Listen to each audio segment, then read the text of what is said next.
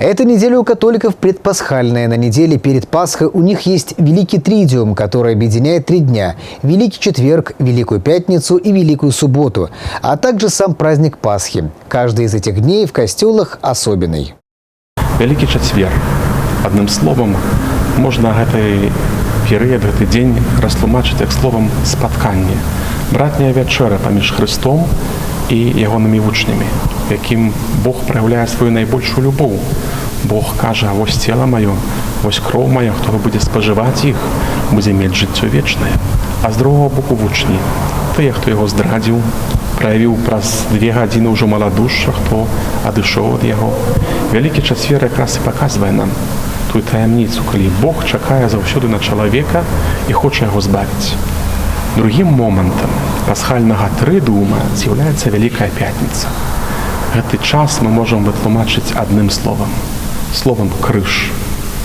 Словам, у якім кожны хрысціянін вкладвае вельмі глыбокі сэнс значэння Бога, які аддае самае дарагое, самого сябе дзеля таго, каб мы жылі.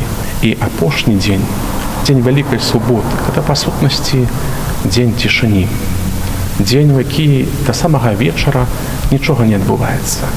Мы перажываем, стаім перад Христом памерлым, чакаем гэтага моманту, глыбокага моманту ягонага ўваскрасення. І толькі ў суботу вечарам распачнецца найважнейшая частка свята – пасхальная, суботняя, пасхальная вігілія.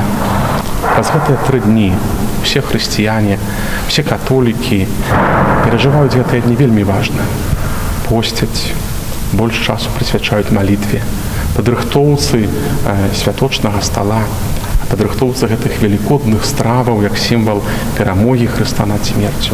Заахвочвае кожнага з нас з такой глыбокай Божай задумай перажыць гэтыя дні, знайсці час на разважанне Божага Слова, на большую малітву, знайсці час, каб пабыць у святыні Божай, знайсці час для сваіх блізкіх і родных, каб пазней у Великую Суботу, а тым больш у нядзелю Васкрасення прапаведаваць, даносіць да кожнага вялікую праўду аб тым, што Бог перамог смерць.